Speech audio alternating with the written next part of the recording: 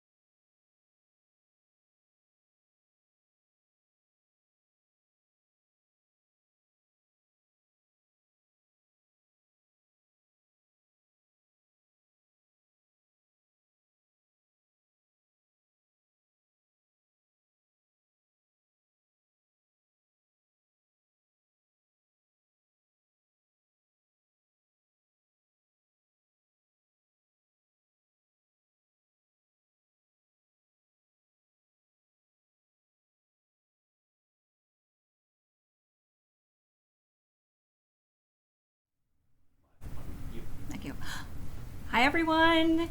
Welcome to March's webinar, Town Hall. We're very excited to be here with you today.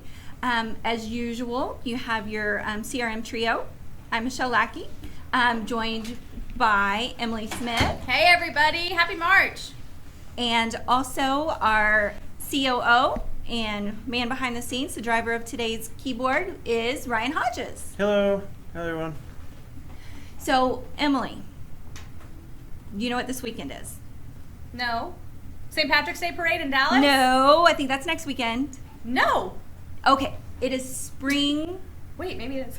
Spring forward. No, that means we're going to lose an hour of sleep. We are losing an hour of sleep. So, if you haven't done so already, set your calendars for Saturday to set your time forward so that you're not late for work on Monday morning. Because we don't want to be late for work on Monday morning. Well, we shouldn't be. It's not that we don't want to be. Right, absolutely. But, so we've had lots of new enhancements, activities, fun things happening at CRM, and so much coming up in the end of March. But right now we're going to talk to you about what is going on with CRM, what new developments we've had, and how it's going to make your life a little bit better. So, first of all, enhancements. Oh, wait. First of all, if you have any questions. Yeah, first things first. If you have questions, there's two ways to put them in this time since we're on YouTube and GoToWebinar, which is very exciting for us. If you're logged in through GoToWebinar, up in your dashboard, you'll see a questions and answers box. Go ahead, type anything you want in there. Our awesome client experience specialists, Carmen and Adrienne, are monitoring that, and they'll let us know. And if you're live with us on YouTube today, there's a chat feature that you can just type in a question, tell us how awesome we're doing, that we're your absolute favorites, that you totally prefer Emily to Michelle. Whatever you want to put in there, it's public, and I'm happy to see it. But go ahead, put them in. As this broadcast goes, at the very end, we usually wrap up with a live Q&A, so we'll talk to you guys about everything that's pressing and pending in your neck of the woods. Awesome. Thank you so much, Emily. Okay, so moving forward. Manage groups. We all love our groups. We all love our marketing section. An enhancement was made to manage group section that users will now have the ability to sort by last contact date when modifying and managing a group. All right. So what does this do for us? Why would we even want to use this? So we've added the functionality now in what was the group email and group text message. They were two different things. So now we've merged the two. I know you guys are all very fluid and knowledgeable there. So now you're going to create a group, do some segmenting, say these are the statuses, these are the age groups, and here's some parameters I like. This last contact really is going to be helpful, I think, for those stalled opportunities in your pipeline. So for instance, you have, your pipeline is just growing by the day, but you think, gosh, there's got to be people out there that I haven't talked to in 30, 45 days. You can now go in here and say, we have a miracle opening in the 3-year-old classroom, so I want all of the 3-year-olds in any of the active pipeline statuses that I haven't spoken to in 30 days. And then it'll start populating everybody that meets that criteria, and just kind of take them in or take them out as they don't meet the criteria, put them in as they do.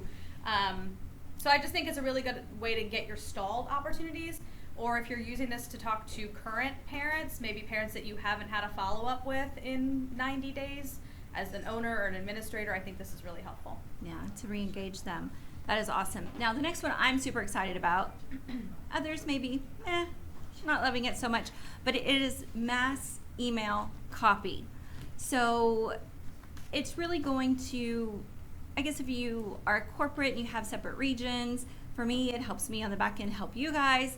However, if you're in your corporate level marketing center and you want to copy email templates down to a location level or to a regional level, before you had to do them one by one by one. And when I say you, I mean me too. And it super first world yes, problem. Right?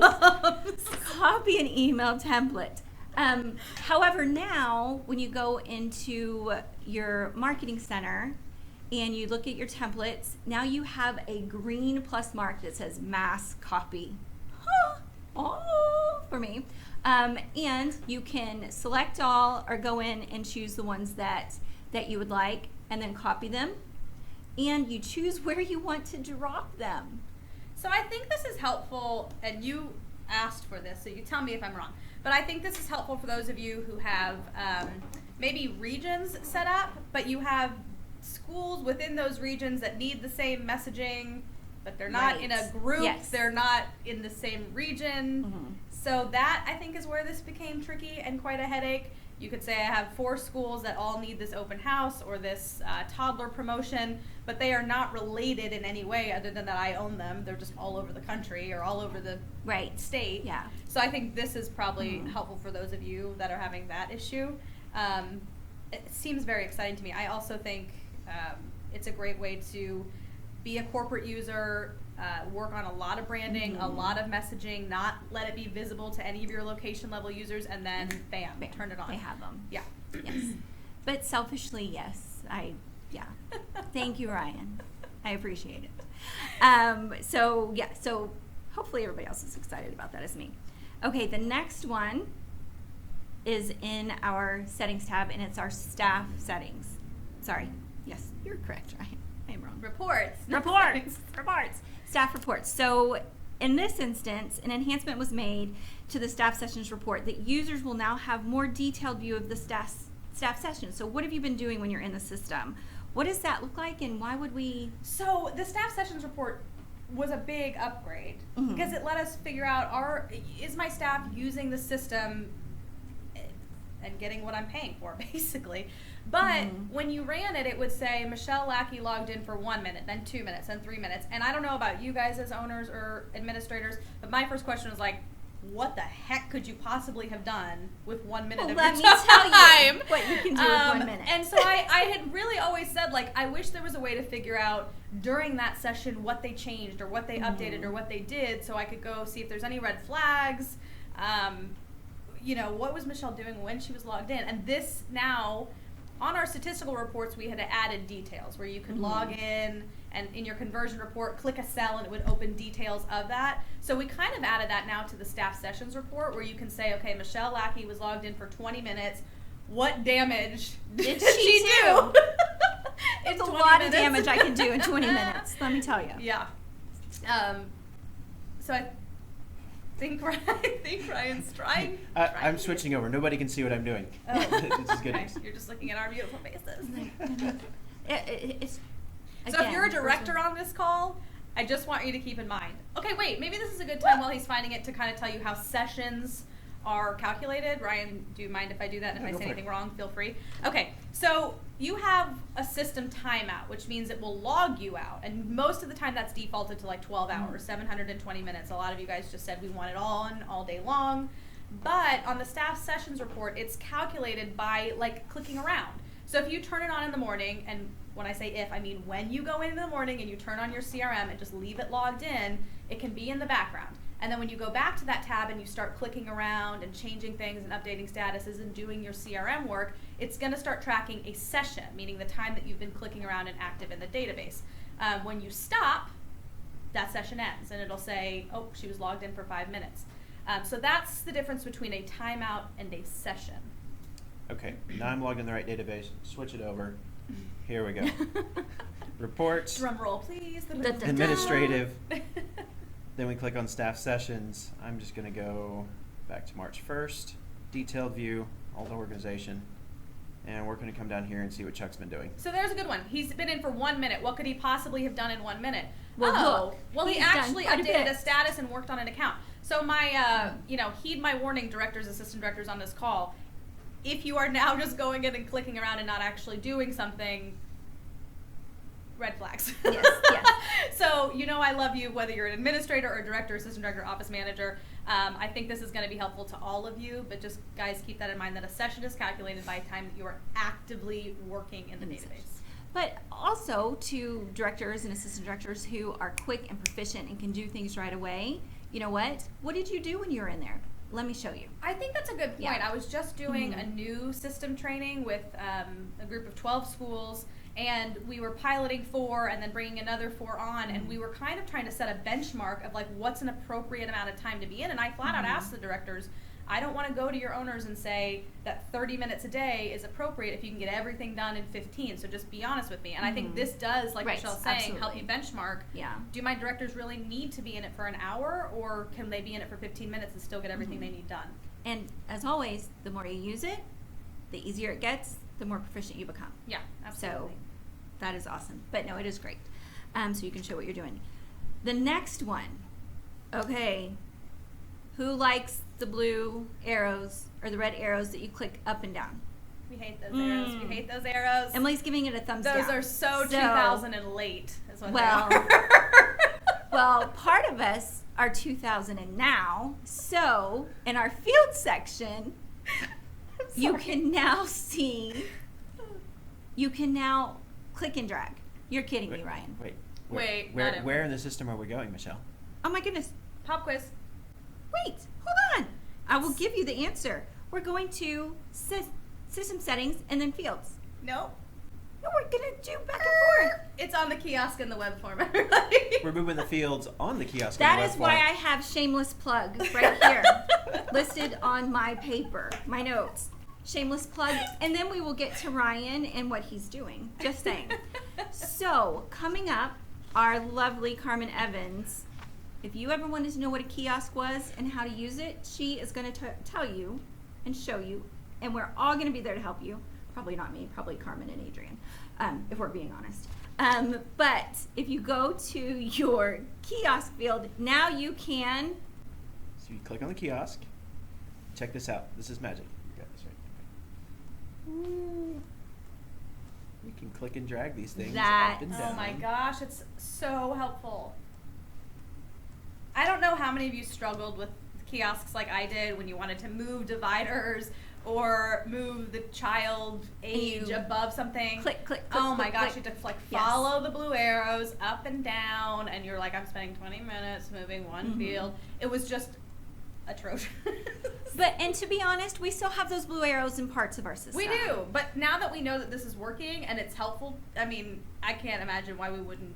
Yeah, no.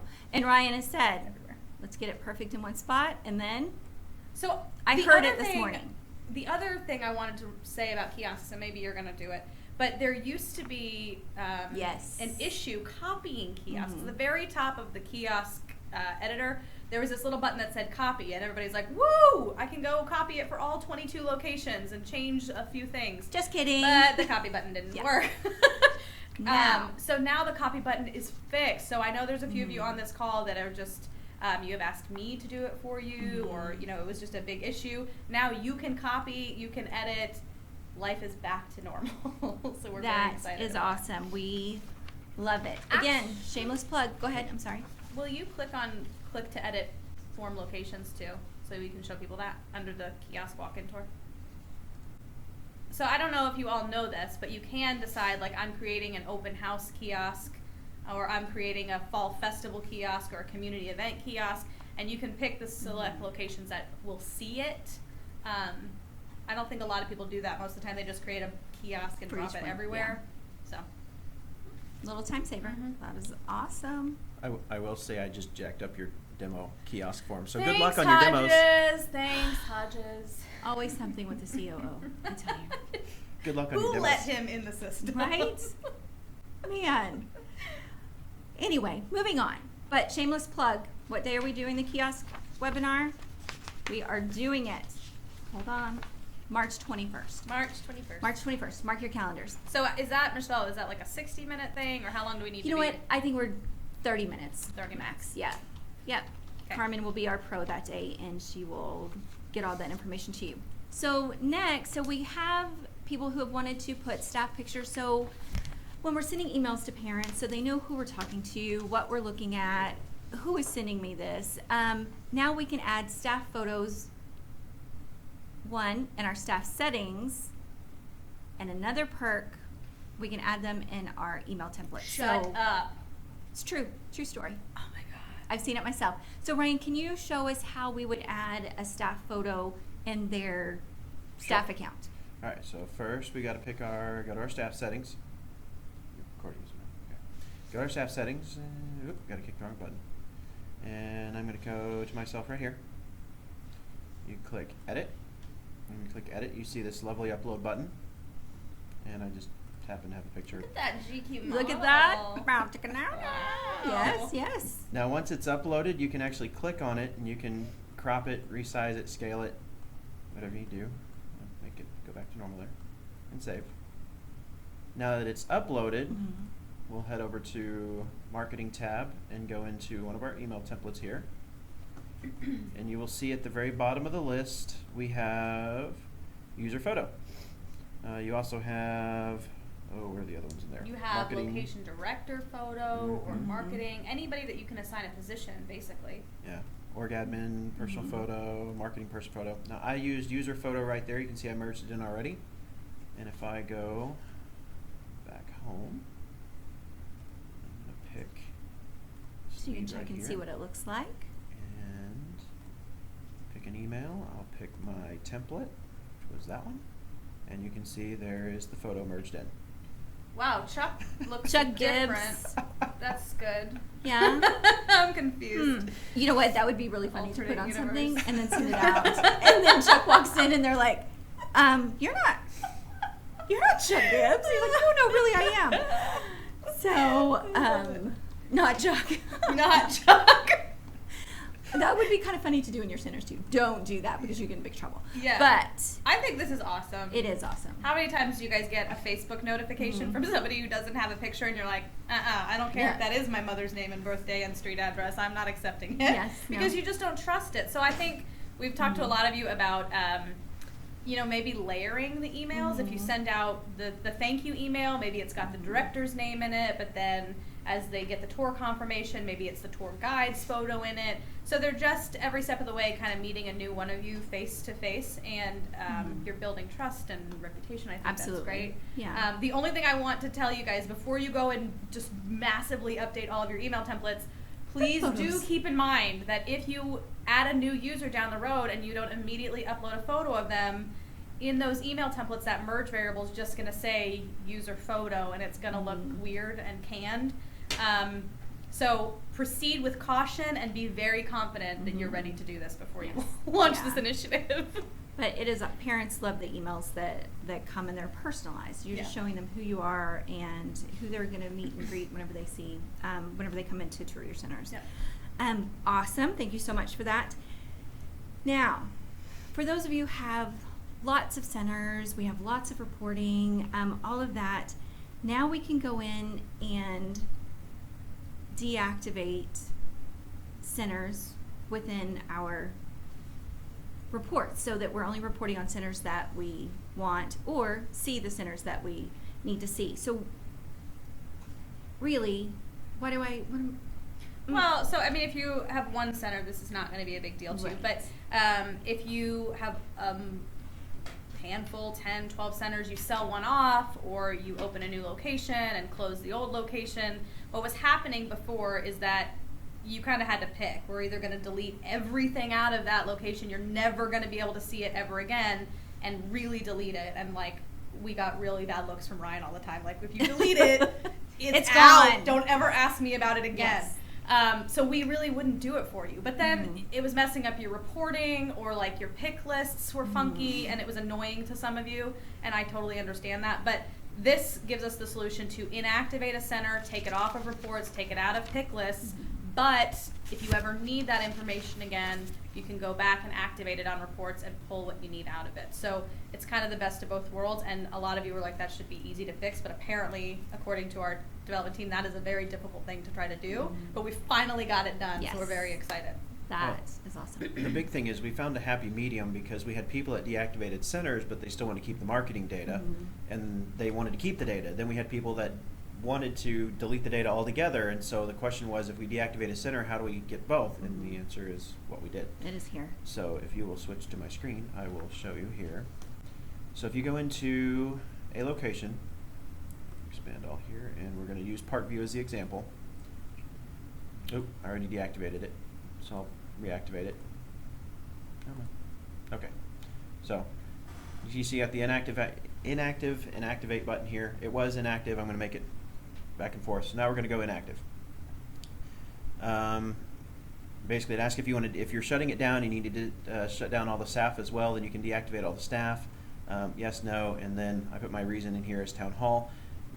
When you inactivate a center, it will stop billing, as well as it will not allow you to add leads anymore into the system, but we do allow you to keep it in the system for reporting purposes. So I'm going to inactivate it here. So do not inactivate until its door's closed. You no longer need it with CRM. You can turn it back on, but then you're going to be billed for it. Okay. So active means billed, inactive, no bill. Okay. No leads going in either. All right, so now I've got it inactive. And then I'm going to go over here to the preference real quick, and I will show you. So down here under additional preferences, there's this new option. It says show inactive centers in reporting, enabled or disabled. I have it currently enabled, so if we'll quickly go to report. You can see that Parkview is still in the list there, so I could still report on any historical data. If I go over here to the settings, preferences, edit, turn that flag off. You can see it's now disabled. Go back to reporting. Parkview is no longer in the list. Parkview. So even when you do the entire organization, it will not calculate in there. So for those of you that never want to see it again, turn the feature on. You'll never see those centers again. For those of you that still want to report, turn the feature off. Can I ask a question? Yes. Can I ask two questions? Go. Okay. It says show in reports. Does that also mean in pick lists, like when you're adding a new lead from corporate, do you see it? Well, if it's inactivated, then No. no. Okay. Once the center goes inactive, it gets removed from you no longer have the ability to add leads to the location. Okay. And the staff that are assigned to it, if I keep them active, where did they go? You'll need to reassign them. Okay. All right. So that good things to clear up. So if you are retaining the staff from the centers that you're inactivating, you need to go reassign them. Otherwise, they're going to have real issues doing anything in the system, or their job's going to get exceedingly easier. We'll go with option 2. Yeah. I think, right? Everybody wants an easier job. Goodness. Awesome. Thank you so much, Ryan, for that explanation. It's not on the list, but can I do something else? Now, Emily? It's not on any of the enhancement lists, but I feel like we had a very, very big enhancement this month. We did. Which Spaceballs? one? Spaceballs is what we called it here in the office, and we will not bore you with the details on how we got to that geeky But name. we will thank everybody for their patience. But Ryan, can you just give everybody a little bit of recap of why we did it, what we did, and kind of what the outcome is for them? Because I think that was a huge part of the release this month. Sure. So we did something called Project Spaceball. It was just the geeky name we came up with the project. And the whole idea behind it was migrating our infrastructure to a whole new level. We actually had a handful of Australian clients and New Zealand clients on our US servers, and we had some stuff kind of mismatched around. And what we did is we pushed everything into regions. And then the big thing this means for the people here in the United States is we actually have the ability now to regionalize databases. So now people on the East Coast can be on East Coast servers and faster, West Coast, as opposed to being all in one of our central infrastructure. Mm-hmm. That also allows us, as we grow and grow and grow, we can quickly add infrastructure in without affecting the rest of our clients. In years past, we had one set of infrastructure, and when we wanted to upgrade it, we had to upgrade the whole thing, which took downtime, versus now we've decentralized it. So now we can scale infinitely without affecting our current client base. So it was a big undertaking. It was a big project. There was some headaches involved along the road, but it looks like everybody got speed boost out of it, which was yes. I was going to say immediate results. Our pipelines are loading. Yes. People aren't getting timed out. It was crazy. Emily and I looked at one this morning, and it was like one of our favorite problem children. Yes, and it was right there. I mean, the pipeline loaded in like a millisecond. Yeah. It was amazing. Yeah, it was great. Yeah, there were a lot of speed increases that came along with it, and we've only have more and more planned. So it's on the system's only going to get faster and better. So thank you for bearing with us. I know it's been a tough couple months with the slowdowns and the spinning pipelines, and we were not ignoring you. We were trying to make it better, and I think we've just increasingly made and this. you know, and I have to say that whenever we put the message on intercom, everybody was like, "Thank you for letting us know. Thank you for for doing that." There was nobody that was like, You You're stink. kidding me. You're kidding me. So thank everybody for their patience and understanding Yeah. on that, because that was Yeah, simply amazing. You know, one more thing, and I think we do most of our updates in the middle of the night, so nobody notices them anyways. But it actually allows us to do more updates faster with minimized downtime. So most people don't notice it because it happens in the middle of the night, but we can actually minimize our downtime when doing updates down to minutes as opposed to hours as it was before. So. Awesome. So yes. Do you want to ask the girls if there's any questions before we start? Yeah, closing up absolutely. minutes? So, Rain, if you'll unmute us, right? Or Carmen and Adrian have been standing by, monitoring questions, looking at the chat box. Hey, team, do you guys have anything for us? Ladies? We don't right now. We don't have anything right now. Okay, well, I'm going to start plugging some upcoming events, if that's okay. That is And perfect. then if you have any questions, this is your last call. Put them in the chat on either YouTube or your GoToWebinar. What are you thinking? What are you loving? What do you need help on? This is a great opportunity to do it because we're live and at your mercy. Really at your mercy. Okay, so Michelle, you mentioned your upcoming support. My shameless plug of support webinar. It's going to be over kiosks this month. What are they and how do we use them? That will be hosted by Carmen Evans. And again, my shameless plug for March 21st. March 21st. So Yes. we will notify them via email, intercom. Right. How are we telling them? So we'll put up a pop up like a day or two before, because we don't want it. We hate to bombard you guys with the pop-up messages, but it's a way to quickly and effectively communicate with all of our users. So it'll go up a day or two before, but we have a couple prior to that, being some of yours. Yeah, so on top of the support ones, I've got 2 webinars this month from the sales department, or the solutions department as I like to call it. The first one is an annual webinar, and I love it. It's hilarious to me. It's called Finding the Pot of Gold at the End of Your Tour. Because it's St. Patrick's Day. St. Patrick's Day. It's so cheesy. But that is going to happen on March, this says 14th. I think it's the 15th. I'm pretty sure it's the 15th. We can double check and put your pop-up for you. Pretty sure it's the beforehand. 15th. But anyhow, so what we do during that one is typically when you guys talk to me, I focus on the entire sales process from like the minute they come to your website all the way through. In this one, I specifically talk about the tour. I think the tour is hands down the best chance you have to close a deal. And I really want you guys to be able to maximize that 30, 40 minutes that you have with them. So there's a debate whether it's the 14th or the 15th, but it's definitely that week. It's at 12:30 Central Standard Time. You should be getting an email from me. Also, we'll do one in the pop-up. Sorry to bombard you, but there's a lot of exciting things happening.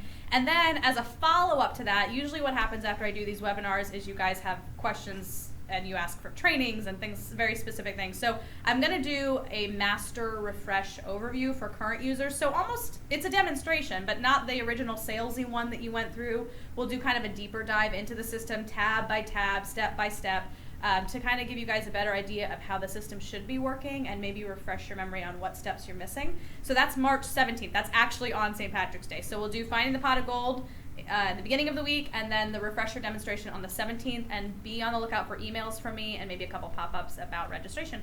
How long do those typically take, Emily, when you're doing this? Okay, so Finding the Pot of Gold, I have slated for 45 minutes. There's not usually a Q&A after that, so I think I can probably get it done in 30 minutes, but I blocked it for 45. The March 17th one, I did block for 90 minutes, so I'll do a 60-minute demo, and then I always just stay on for 30 minutes in case you guys have questions and answers that you want to go over. If there's nothing, we'll end it at 60 minutes, but Perfect. Usually we do. Oh, Ryan's raising his hand. We have a question from Lori Beltrani. Explain what kiosk is again, please. Well, hi, Lori, who's probably very excited about the deactivated centers thing, by the way. She's probably dancing. Okay, so Michelle, do you want to take that? So your kiosk form is, you have to set up a form first. It looks a lot like your web form, but what we do with that form is we redirect it to basically a tablet that you keep at your front desk. We all have the habit of handing the parent when they walk through the door the pen and the clipboard to gather their information. Well, we're taking that pen and paper away, and we are giving them a tablet that will request their information for us. So one, when they hit submit, it's going to go right into your CRM system for you so that you can accept that lead. But my handwriting can be like atrocious, especially when parents walk through the door. They're keeping hold of little Johnny over here. They're trying to write. It allows them to type in that information. There's no guessing. Is that a Y? Is that a crazy H? You know, what may it be? And so that it goes in electronically, then you can just start recording everything. It just takes that data entry step after the tour leaves or whenever they call, and it just takes that away. And it's a great presentation to your parents too. Yeah, and because you can do as many kiosk forms as you want, unlike web forms, which are a fee, you can make as many kiosks as you want. So you can have your tour kiosk, you can have your open house kiosk, you can have your community event kiosk, and my favorite piece of them is that you can tie a marketing campaign to the back of them. Not that the parent sees it, but you can go into your marketing tab, and remember, marketing campaigns should be used for anything that you put $1 on. So if you spend money to host an open house or spend money to do a community event, go create a marketing campaign, make a kiosk for it, put it on the back, hidden, that a parent wouldn't see it.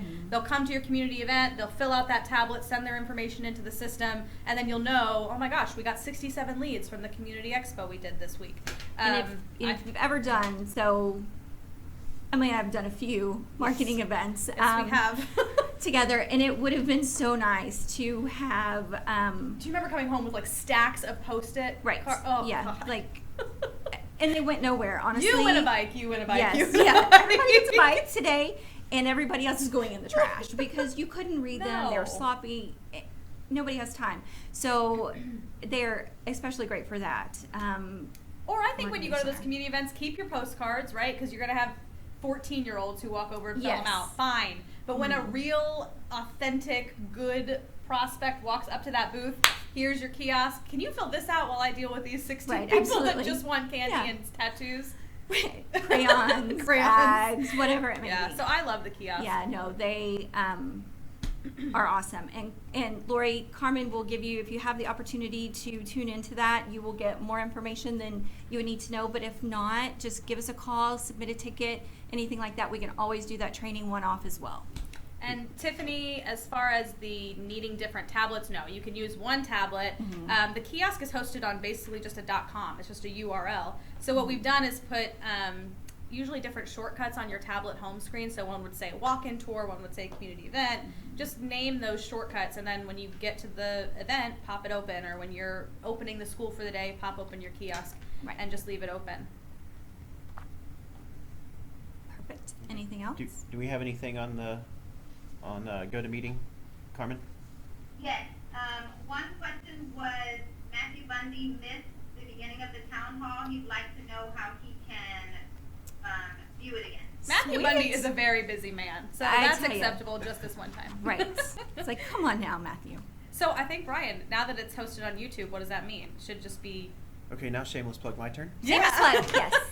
So if you haven't noticed, or if you've never seen one of these before, you probably noticed we're in a different setting, different room. This is our new studio. It's now streaming straight to Facebook, and as soon as this ends, this video is instantly available. So you can, what we streamed live is what's available right after this. So all he has to do is go to our YouTube channel, look for the town hall marked for today. So no more waiting for editing. Nope. Oh, that is it's so live. awesome because everybody can you see wants Meredith to see it. in the cornerback Yes, over here? you She's can. doing it Hi, all. Meredith. DJ Meredith. So she is the magic behind this production today. I saw that. A couple more things coming up. So everybody knows every month we have a release. It's the first Tuesday night of the month. You're affected on Wednesday, hopefully enhanced on Wednesday, not affected. Yes, we're enhanced. And then our next town hall webinar will be April 12th. Sounds right. Awesome. So that's coming up. And then what else is in April? Oh, yeah, conference season. Conference season. Conference season kicks off. Oh, Michelle's birthday I is was in actually April. going for my birthday. She's going to be another year of 30 is what Another she's year of gonna 30. do. Absolutely. I will be 30-something once again. We're very excited for you. Conference Absolutely. season kicks off in April. Let me know where you guys are going. I have a few open spots. I can go somewhere, do something fun. If you're going to be on the road this year and you're going to any really cool conferences that we don't usually attend, please let us know, because love to see you guys out there, and I like to see new conferences, and I would love to hear what your favorite conferences are, even if they're not childcare. I think if you're Right, going yes. somewhere else, Mhm. I want to know where it is and what you're learning from it. So Even if share. you're going on vacation. or if you're going on vacation, tell We me wanna know where that is, too. where to meet you at which airport, and I'll be Absolutely. there. Absolutely. So look for those events coming up. We'll make sure that you guys have notice and how to log in and where to go and all of that fun stuff. Thank you so much for attending again, Ryan, Emily, DJ Meredith. Wiki, wiki, Love what? it. Wiki, wiki. Anything before we sign off? That's it. Awesome. Thank you so much. Thank you. Bye, guys. I'm stealing that seat next time.